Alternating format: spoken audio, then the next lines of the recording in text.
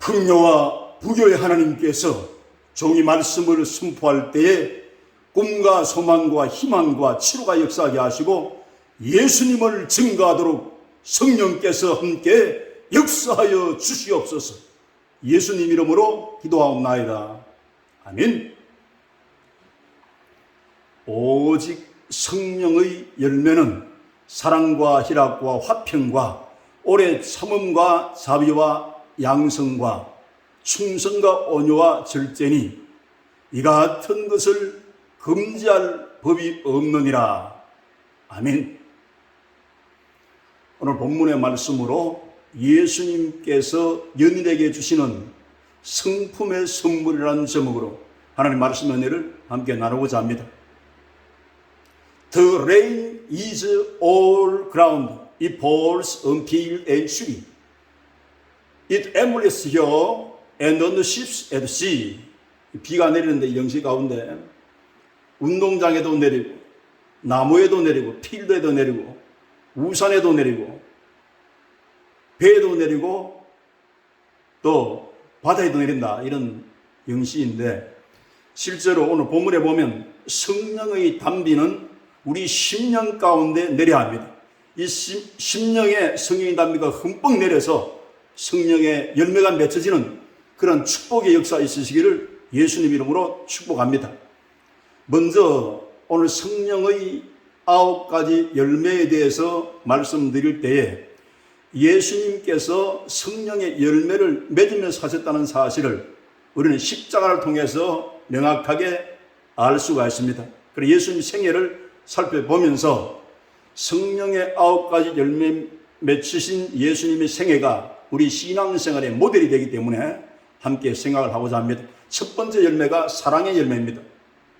이 사랑은 우리 세상에서 친구의 사랑이 있는데 이건 필레오의 사랑, 또 아가페의 사랑, 예수님의 사랑, 에로스의 사랑, 남녀간의 사랑, 스톨리의 사랑, 아버지와 아들의 사랑, 이런 혈연관계의 사랑이 있는데 그 중에서 완성된 사랑은 예수님이 사랑의 본체이시기 때문에 이 땅에 오셔서 하나님의 사랑을 아낌없이 보여주신 곳이 십자가의 현장입니다. 이 사랑은 희생적인 사랑이기 때문에 주고 되돌려받지 않는 마음의 각오를 가지고 그의 위대한 걸작품인 이 인간을 향해서 쏟아놓은 예수님의 신적인 사랑입니다. 그래서 이 사랑은 분석해 보면 희생이 따르고 사랑하지 않으면 할 수 없는 그와 같은 사랑입니다.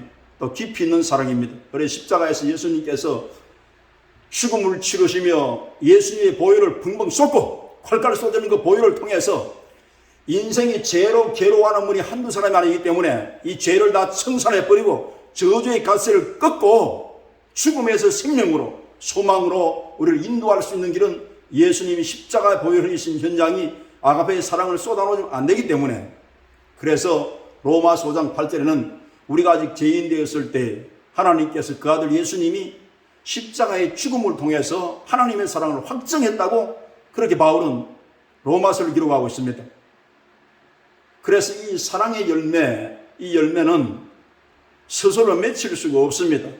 하나님이 은혜를 주셔서 우리를 사랑하도록 도와주셔야 됩니다. 그래서 갈라디아 이 교인들을 향해서 여기에 육체의 열매를 맺고 있는 사람들에게 이것은 죄악의 열매이기 때문에 우리 예수님 믿고 거듭난 사람들은 이제 예수님으로 새 옷을 입고 새 사람이 되고 새로운 피조물이 되었습니다.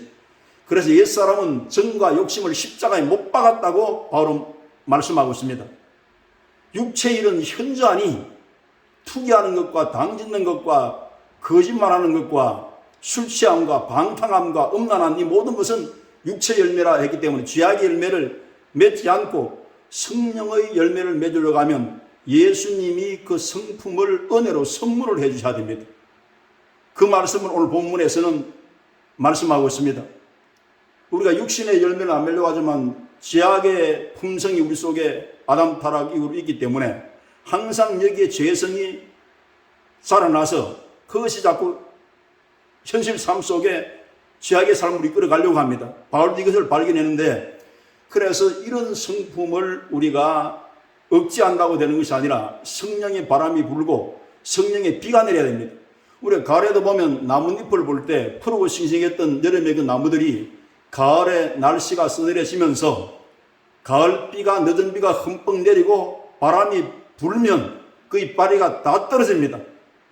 그와 같이 우리가 육신의 생각을 벌려고 하면 인간의 힘으로 안 되기 때문에 성령의 충만함을 받아서 성령의 열매가 맺혀지고 육신의 생각이 다 사라질 수 있는 성령의 사도가 편바되었을 때 이 열매가 맺혀지는데, 갈라디아 성도들은 이 처음 겪는 일이기 때문에 바울이 편지를 써서 사랑하는 마음을 가지고 너희 마음속에 사랑의 열매, 아가페 사랑의 열매가 맺히거든 성령께서 그 열매를 맺도록 도와준 걸 알아내는 겁니다.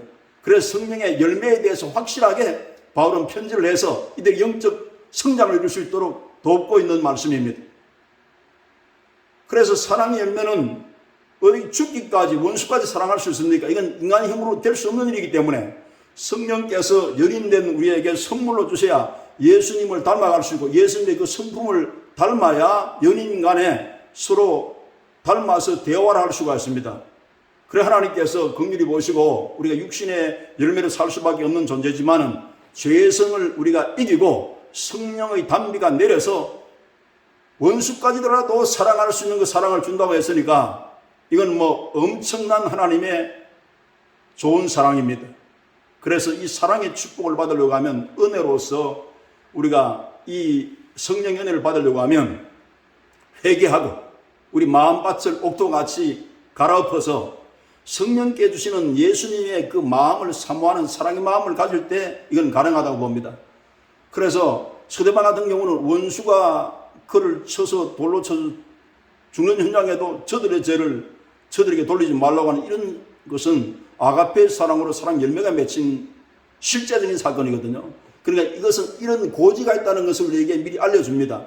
우리 삶 속에 전에는 미웠는데 바보같이 예수 믿고 나니까 밉지도 않냐고 모든 사람이 긍휼하게 마음으로 가지고 보게 되고, 이런 사랑의 모함이 솟아나거든 성령께서 선물로 연인에게 주신 내면적인 사랑의 열매라는 것을 알고 이걸 인지하라는 겁니다. 사랑의 열매가 있고 희락의 열매가 있습니다. 예수님은 하나님 아버지를 기쁘게 하기 위해서 이 땅에 오셨기 때문에 그의 사역 전체가 탄생부터 죽음까지 아버지의 거룩한 뜻을 쫓아서 살아가는 거기에 하늘나라의 기쁨, 희락을 가지고 사셨기 때문에 이 기쁨의 열매가 제자들에게 맺히기를 바라서 성령이 주어지면, 성령이 우리에게 임하시면 희락, 하늘나라의 기쁨이 솟아난다는 거예요. 우리가 말씀할 수 있는 것은 우리는 하늘나라의 기쁨이 내면 속에 있습니다.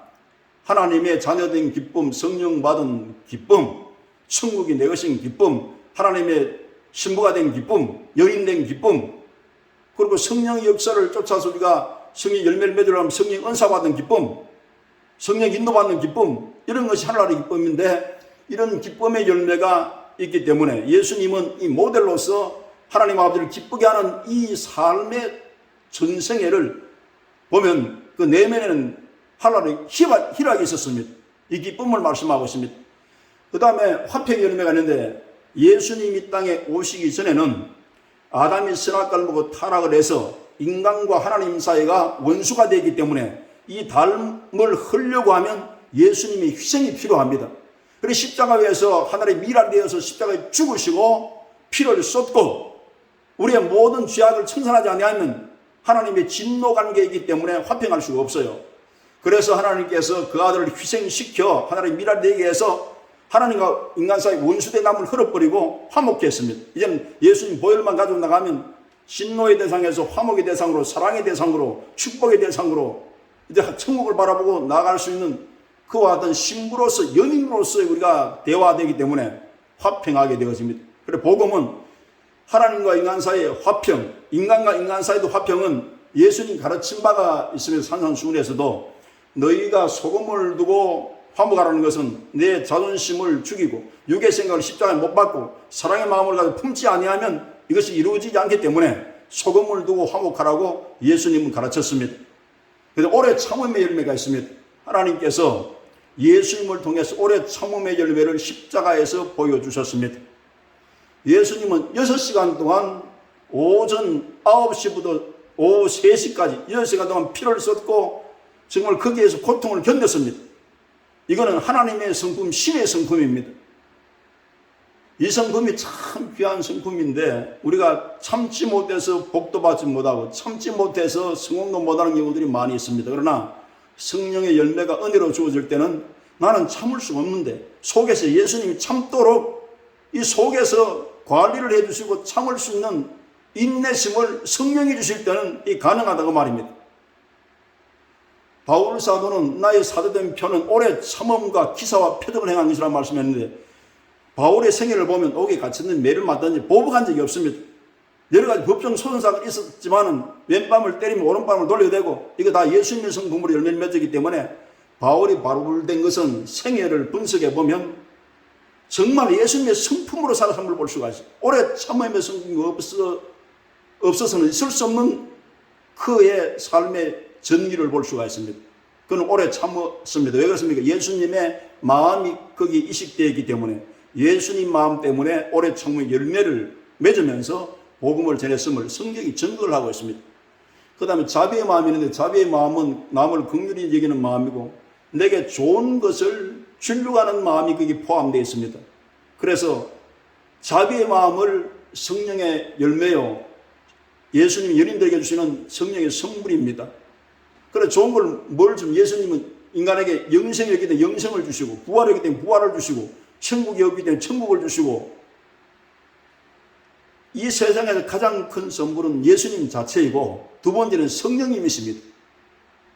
그럼 그 큰 선물들을 가장 좋은 걸 줄 수 있는 성품이 바로 이 자비의 성품이라는 것을 기억해야 할 것입니다. 예수님의 생애는 자비의 삶의 모습을 가지고 자비의 삶으로 실천적인 삶을 살았음을 볼 수가 있습니다.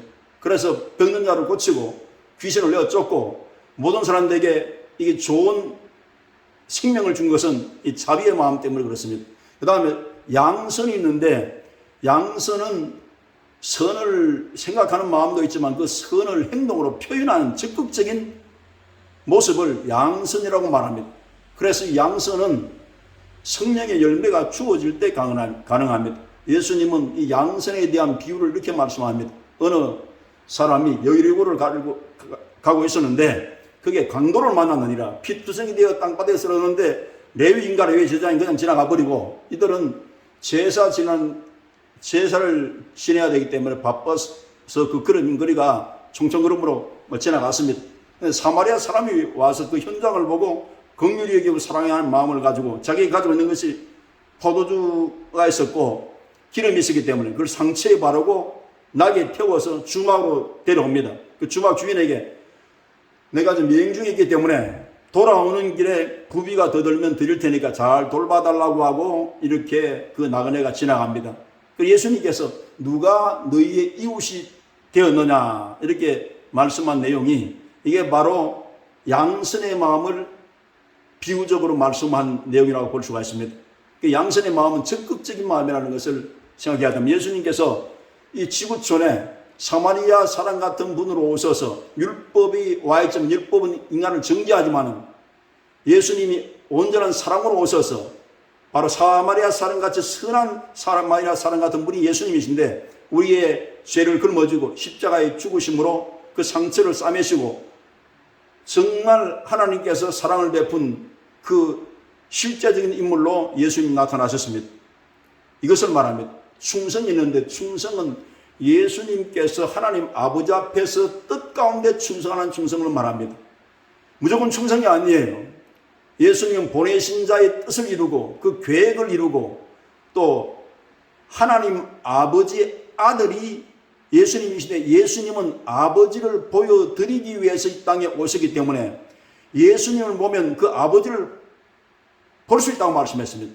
그럼 그 생애가 아버지를 증거하는 삶이 되어야 되기 때문에 그래서 아버지를 증거하는 삶에 충성을 다했음을 볼 수가 있습니다. 그래서 이 충성을 말합니다. 그래서 구약성에 보면 요셉이 보디발의 종살이를 할 때도 종의 모습으로 충성을 했습니다. 사람이 보든 안 보든 하나님 위해서 보신다고 생각을 하고 이 집에 보낸 분은 하나님을 생각을 하고 옥중에 있을 때도 옥중에 보내신 분이 하나님이라 생각을 하고 하나님을 바라보며 충성을 다한 것은 예수님의 충성의 예표를 말합니다. 예수님은 인간에게 포커스를 맞추지 않아 신앙생활은 오직 한 분 예수님은 하나님 아버지에게만 초점을 맞추어서 충성했기 때문에 이것이 충성의 모델이 되십니다. 그리고 온유한 마음이 있는데 이 온유한 마음은 국어사전적인 의미는 따뜻하고 포근한 마음이지만 이 본문에 내포되어 있는 내용은 사랑과 겸손으로 길들여진 예수님의 성품을 말합니다. 예수님은 아버지 뜻에 길들여져 있고 아버지 원하는 뜻을 밝게 아셨고 이렇게 아버지를 아시기 때문에 사람을 사랑으로 대하고 따뜻한 마음으로 대하지만은 하나님의 명령을 쫓아서 길들인 성품으로서 십자가의 계속의 사건을 이루었음으로 볼 수가 있습니다. 이 마음이 온유하고 따뜻한 마음입니다. 그리고 절제의 마음이 있습니다.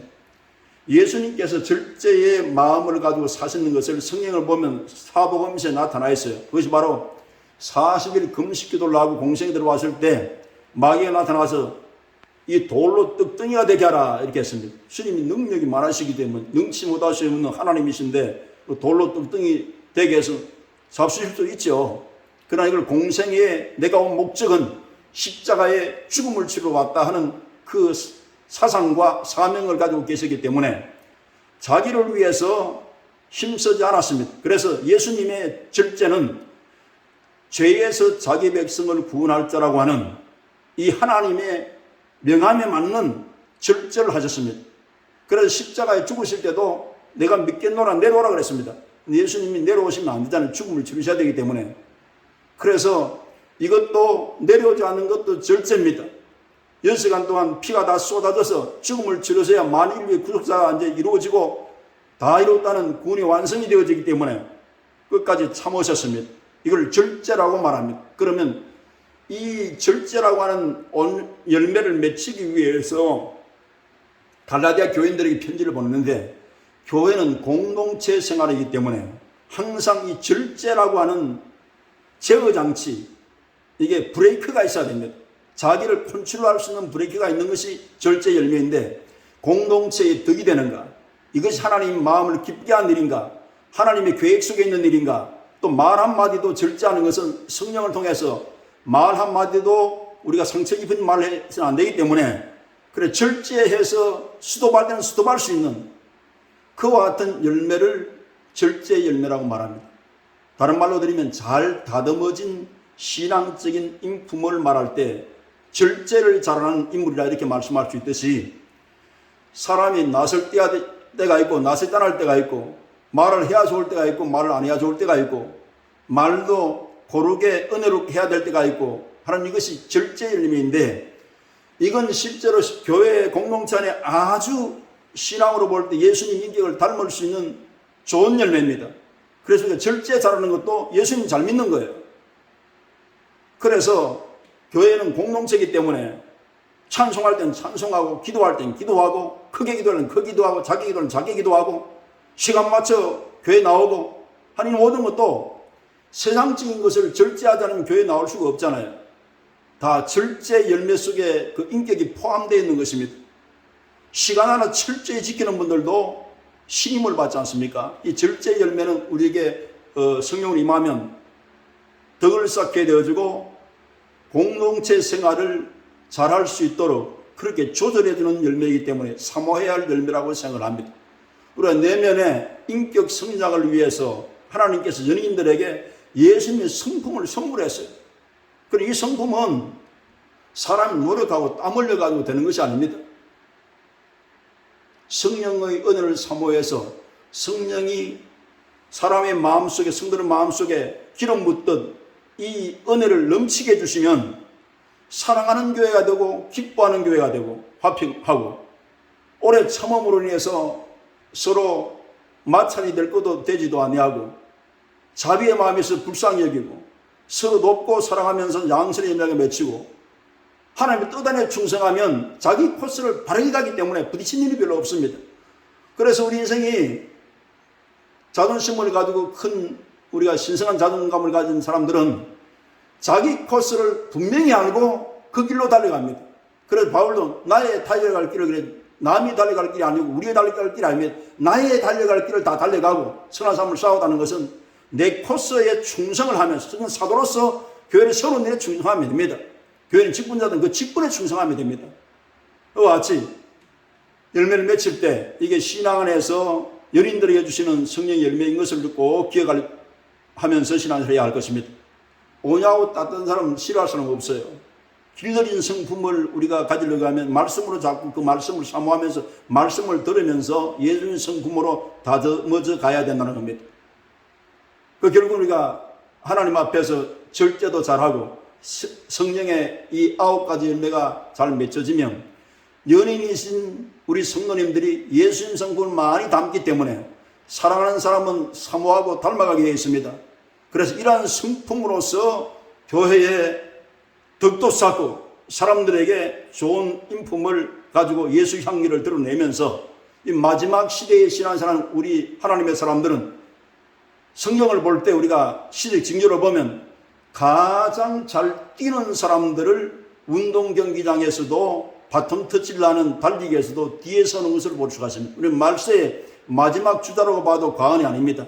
그래 하나님께서 우리 지금 신앙생활 분들 성도들이 제일 잘 뛸 수 있다는 것을 생각하면서 수많은 그 경주자들 앞에 신앙 경주를 하기 때문에 그래서 성령의 열매를 넘치게 받아서 마지막 주자로서 잘 뛰면 여기에 스릴이 있습니다.